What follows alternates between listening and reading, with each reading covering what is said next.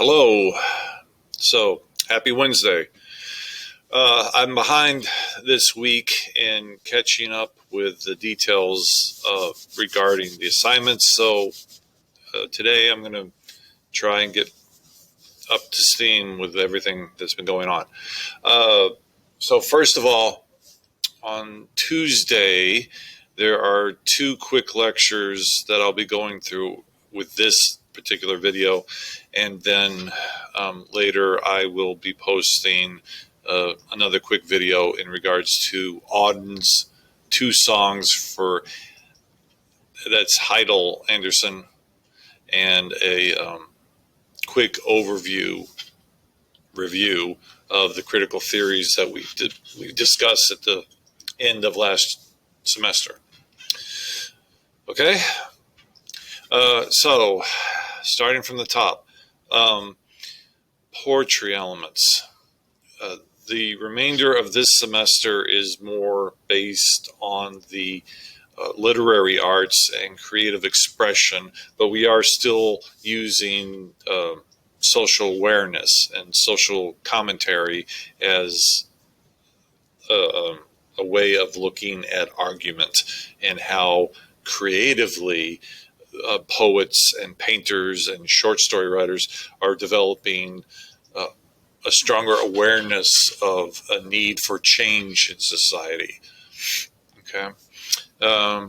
So specifically, we're going to be using poetry as an example for the first few weeks. Having said that, I'm opening up poetry elements. Now, what I don't want you to get the impression that I'm saying this is, if you already are a creative writer and you already have a strong sense of what you're looking for in creative writing, I don't want you to think today's lecture is going to force a different mentality or a different approach to creative writing. That's not what I'm doing. These are additional possibilities for you to explore as a writer. Okay, so looking at past writing, primarily up to the 1800s and the 1900s, early 1900s, what I'm talking about today, these were primarily what writers aimed to achieve. Okay, these days, free verse has a stronger hold for creative writers, and it's less restrictive. It allows for a quicker transition from the poet's goal to the reader. Okay, so another way of putting it, today there are people who label themselves as formalists, and they will follow a strict formula in order to develop a creative expression. So if you want to experiment with this, by all means, utilize the elements I will be discussing here. And some of these you've already been, since ninth grade, you've been talked to about. So let's start here. Rhythm. All poetry, regardless of free verse or, say, a sonnet, all poetry has a rhythm to it. The natural voice of an author is inserted into a work even when there is no what's called countable measure. You're dealing with pauses, natural pauses, and the way syllables and words have stresses on their phonetic makeup. Okay, so every poet, regardless if they're free verse or formalist, they do seek out a sense of rhythm, a slight sense of music in their work. Poetry is based off of music. So when you're looking at any work from the early 1900s back, it's important that you're able to recognize the meter, how the musical elements are controlling the output of the work.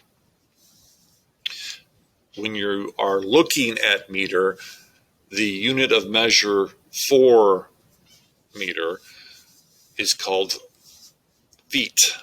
So like 12 inches equals a foot in math, a foot in poetry is a unit of measurement.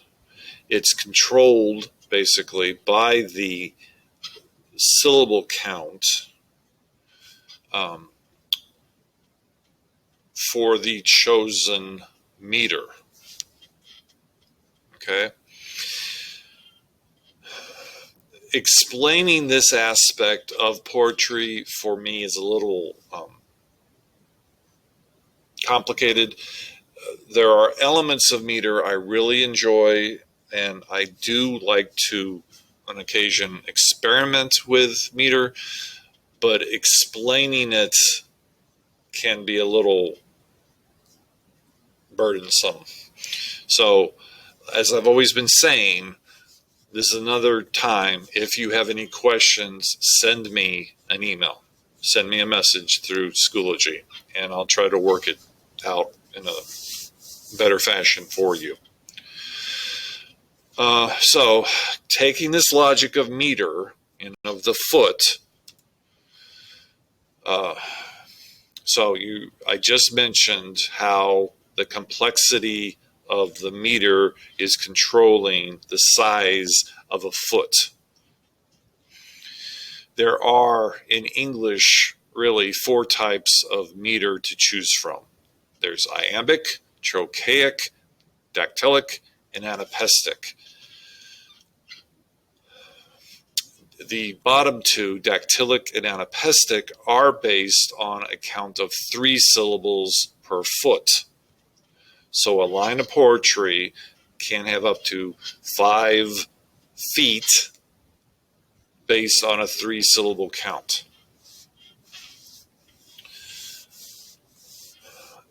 Usually, what I always say to my face-to-face classes, usually what happens, if you're studying ancient Greek poetry and you're studying Latin poetry from ancient Rome, or if you're even reading Arabian poetry in the original Arabic languages, dactylic and anapestic makes more sense in those languages because of the nature of the phonetics and the construction of the words. In Arabia alone, in Arabic poetry alone, there are, I believe, up to 7 or 9 different types of meter.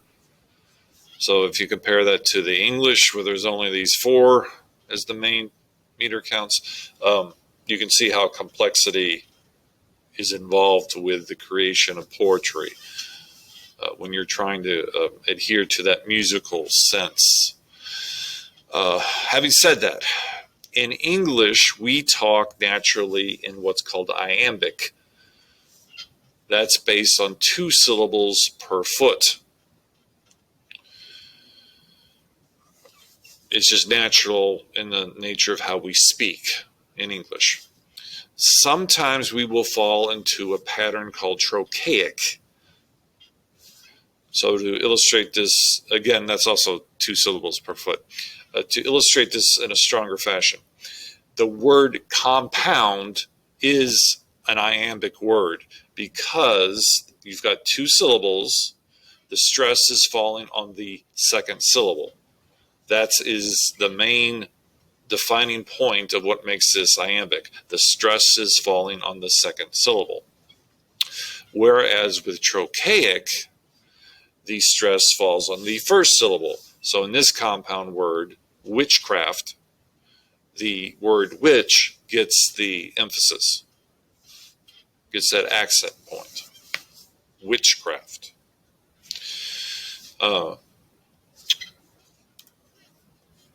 Going back to iambic, when you were in 9th grade and you were studying Shakespeare, they would have pushed the notion of iambic pentameter.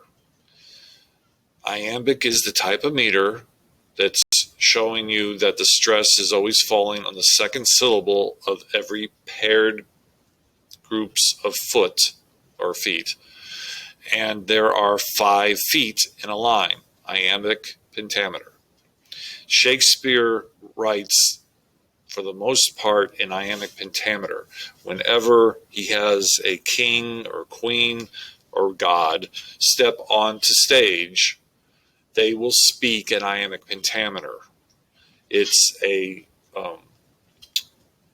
sign to the audience of the importance of the character because they are speaking in this iambic fashion, in this strict musical manner of speaking. Usually a secondary character like a maid or a priest, if they come on the stage and they start talking, they can be utilizing a typical prose fashion. It will be less musical because they are, in a sense, a commoner. So in that sense, they do not need to be speaking in a higher, elevated tone of voice to the audience. Okay, so to illustrate iambic pentameter, what I have here is a line from a sonnet that's been attributed to William Shakespeare. You've probably heard it. Shall I compare thee to a summer's day? Breaking it down, it is a perfect example of iambic pentameter. There are 5 feet in this line. Shall I compare thee to a summer's day? Every second syllable in the pairing is getting the stress. So I'll reinforce it now in a stronger fashion than what I just recited. Shall I compare thee to a summer's day? Logically, when we speak, it's less obvious. When we speak normal tones, it would sound like, shall I compare thee to a summer's day? But even so, with that less of a stress being placed on the iambic, you still get that sense of music coming from these 5 feet. The other thing I want to point out is when you count the feet, count the syllables, you start out on the left-hand side and end on the right-hand side, just like you're naturally reading text. You just pair them up. You're counting syllables, not words. Shall I / compare / thee to / a sum /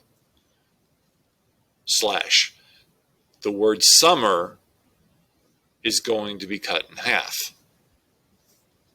in order to get the pairing lined up.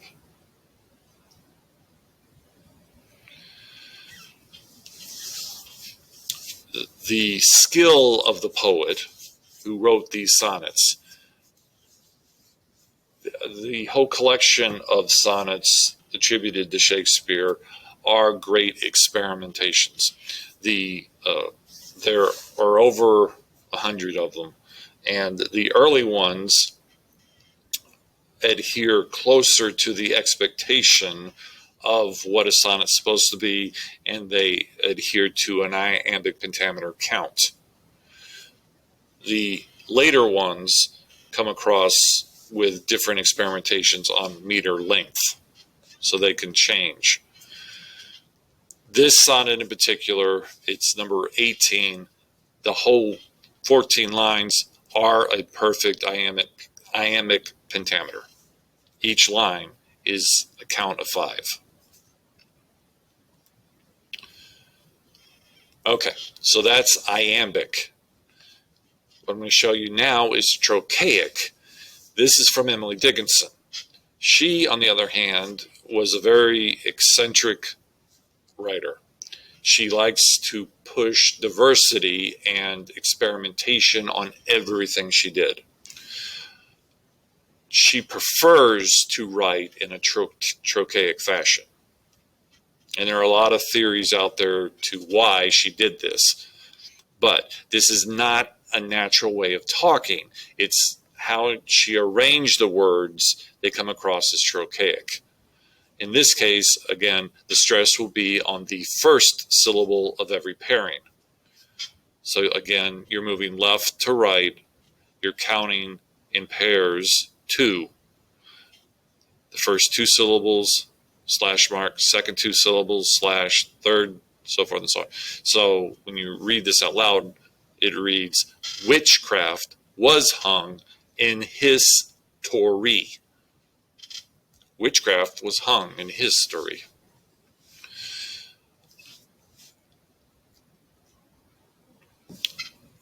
To be honest, it's less likely to see trochaic verse.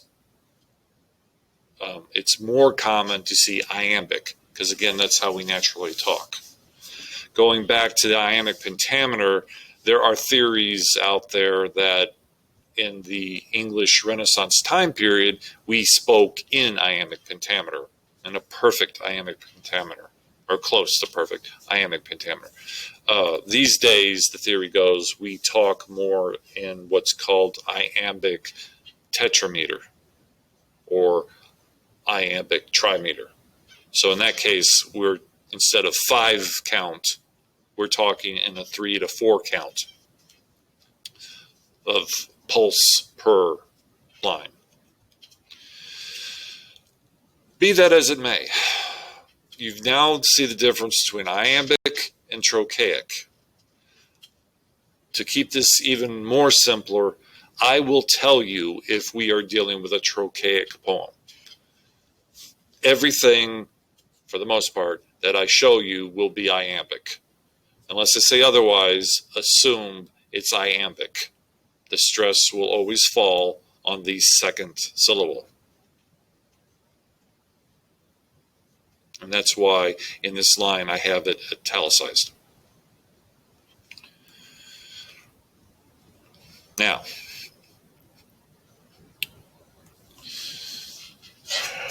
at the top of the screen, you'll notice I have these terms: monometer, dimeter, trimeter, tetrameter, pentameter, hexameter. I just want you to be aware that depending on the number of feet per line, there's a different term for it. This won't impact you greatly for this term. If you go on and take another English course when you're in college, they may actually want you to know these terms, especially if you take something in Renaissance English poetry. I will show you an example of monometer, which is 1 foot per line. This in itself is an experiment by Robert Herrick. He liked to play with poetry and come up with elaborate, diverse plays on musical language. Again, this is monometer, so it's 1 foot per line. 1 foot equals 2 syllables. He wrote it out specifically to appear as monometer. Notice one other experiment that he put in here, aside from being just 1 foot per line, it is rhyming in a triplicate fashion. Every 3 lines will have a similar rhyme sound. Thus I pass by and die, as one unknown and gone. I made a shade and laid in the grave. There have my cave, where tell I dwell. Farewell. Okay. So this is easily shown to you as being monometer. Each line has 2 syllables. So there should be no problem with you seeing this as monometer. Every second syllable will get a stress. thus I pass by and die, and so forth and so on. One other thing I wanted to point out to you, this line in particular here where the cursor is, notice you have two apostrophes. I pronounced it in the grave. The reason I said it that way is because in his experimentation, he's forcing the line to appear as monometer. Therefore, he had to take out two letters. The way I read it in the grave, that's 3 syllables. Because that's 3 syllables, that cannot be monometer. So what he did, he took out the 2 letters, and as a result, what this line should read, if it's being performed, if grave. Of course, if I would say if grave, you might not fully understand me. So that's why I always go in the grave. This is the one line that makes the whole piece a little difficult. There's a debate going on in performing poetry. Do you recite it the way it appears on the page, word for word, or do you read it out the way you know it's meant to be stated?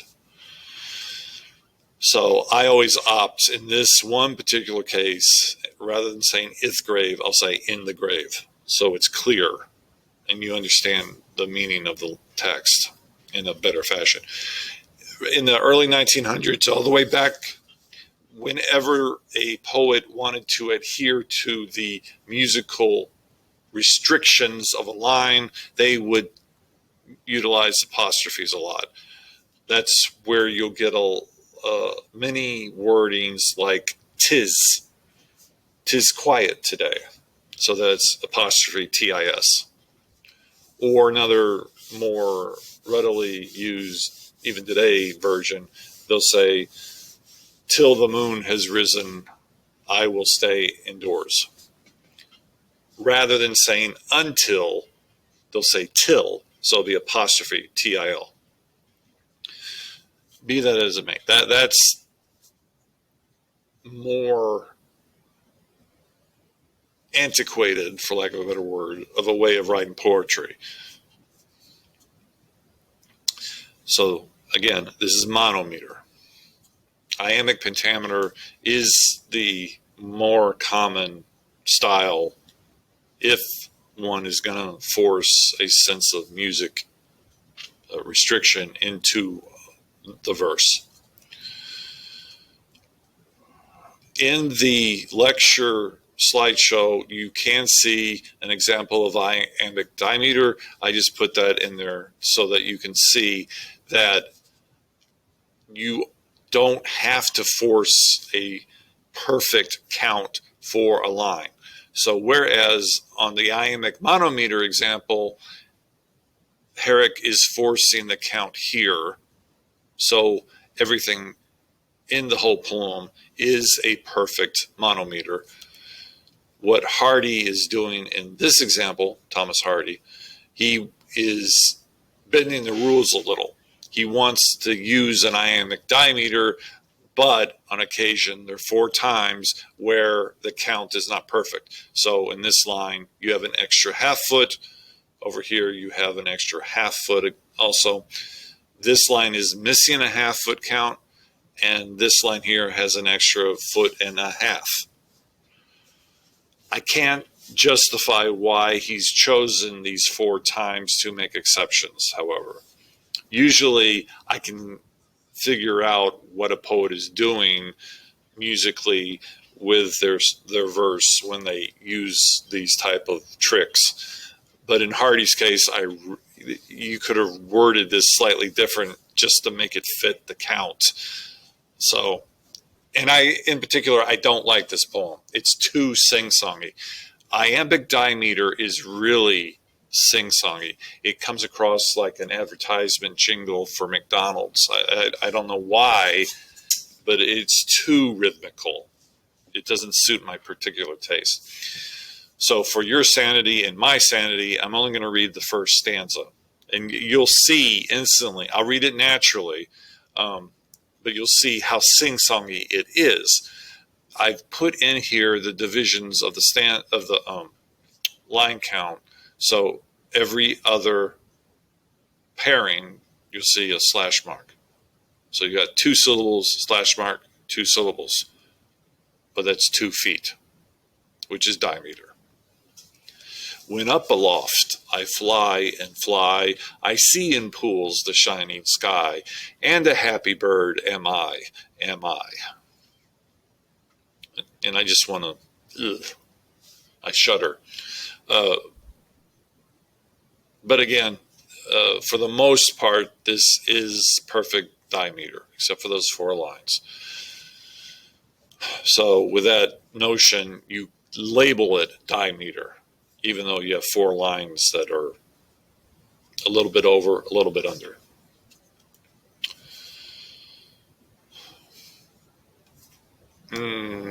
Now, if you'll see here, I put this as an FYI. Whenever I say couplet, that means 2 lines. More than likely, you already knew that. You may already have known a tercet is 3 lines. You should know a quatrain is 4 lines. Personally, I don't like to say cinquain. I don't like the word. It just sounds weird. But that's 5 lines. As far as 6, 7, and 8, just FYI, that's sestet, septet, and octave. If we were studying sonnets, English Renaissance sonnets, I would be using these terms exclusively throughout the course because of the nature of the construction of a sonnet. Fortunately for you, we're not doing that.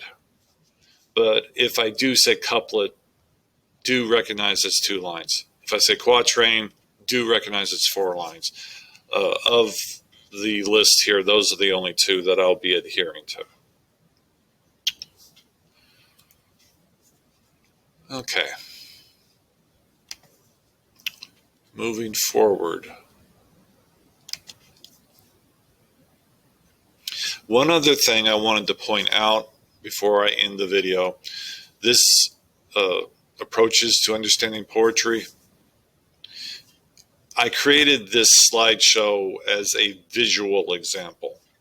I learn visually, so this helped me explain something, how I put it in my head when I'm trying to put ideas into words. And once it loads, I'll make it fill the screen like normal. There we go. Okay. So again, this is a visual way of understanding some concepts in poetry and in a general sense. When you're looking at a poem, there are 2 ways to group it. Once you've sorted out these 2 ways, it helps you analyze the material in a quicker fashion. It helps you associate a lens with the poem in a quicker fashion.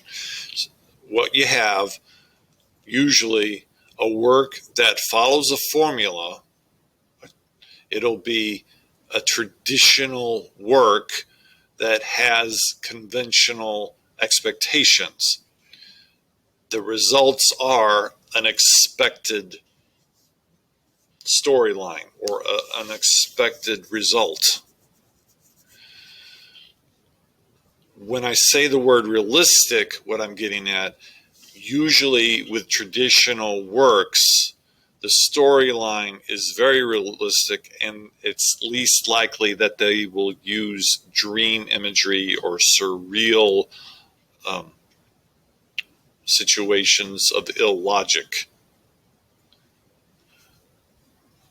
Because it's following a formula, the writer wants the audience to pick up as soon as possible the point of view that's being communicated. So the resulting formula will be an unexpected result. On the other hand, if the poet wants to try something a little avant-garde, a little more creative than usual, and they're experimenting with a form, the work is more expressionistic. It's based more on an emotional reaction, and it has less of a storyline. So when I say expressionistic, the emotion in the work is more important than the plot. It's realistic will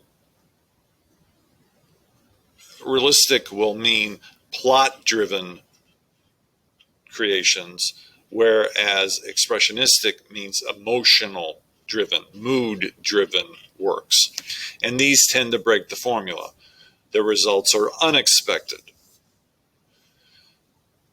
The far right column, as a result, these are the ones that are better for analysis because you can get multiple responses of interpretation. Whereas with realism, there's an expected message, and therefore it's less of an analytical background needed to explore the themes and the characters within that work. So again, unexpected, when it's not as easy to understand what the poet is saying instantaneously, that's where you get this expressionistic, experimental type of result. So, to take this up a notch, I put out here 2 paintings, both of which are worth millions of dollars, both of which show a talent and a skill on the part of the artist. The one on the left is photorealistic. The one on the right is expressionistic. Both have the use of a talent and a theme that's establishing symbols that establish interpretation. The one on the left, by Grant Wood, this one, you have 2 recognizable figures. They seem stern, they seem almost depressed, but they're very conservative, they have their values, and it's a portrait. It depicts middle America. But the instant you look at it, you can guess a storyline that associates with this image. On the other hand, when you look at the Edvard Munch painting, or it's really pastel on paper, this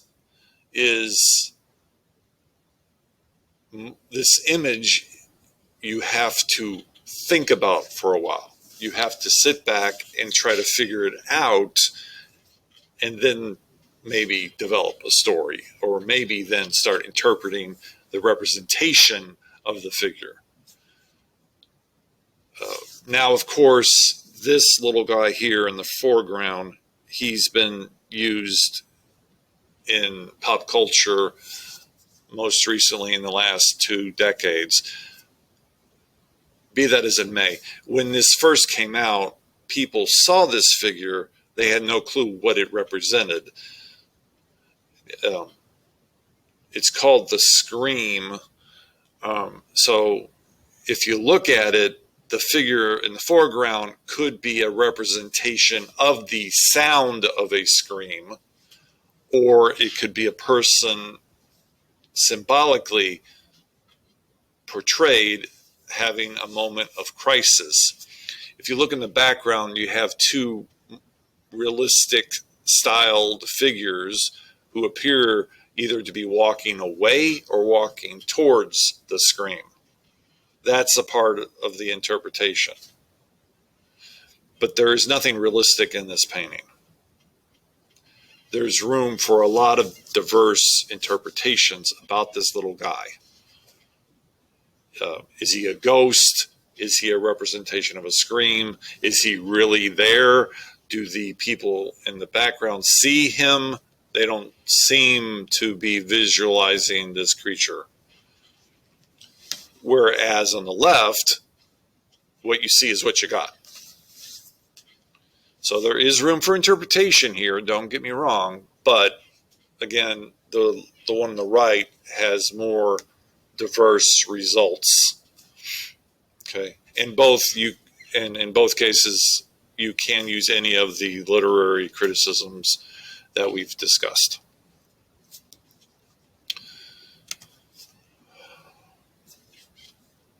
Oh, one other thing.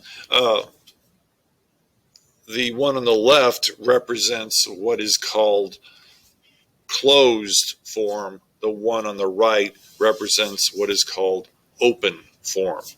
Closed form is traditional, sticks to a pattern. Open form has no restriction. It's totally creative. There is no realistic portrayal within the work. It's all a matter of interpretation.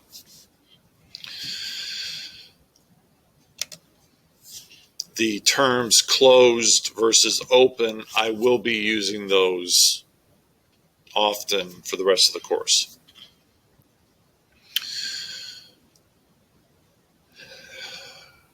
Very good. So those are the two lectures for Tuesday. Tomorrow I'll be posting another one for the poem Auden, and I'll break down some aspects of the critical theories and how you could manipulate them to fit that poem in a paragraph response. As it is, hope you're being safe. Again, if you need anything, just give me a holler. Stay safe out there.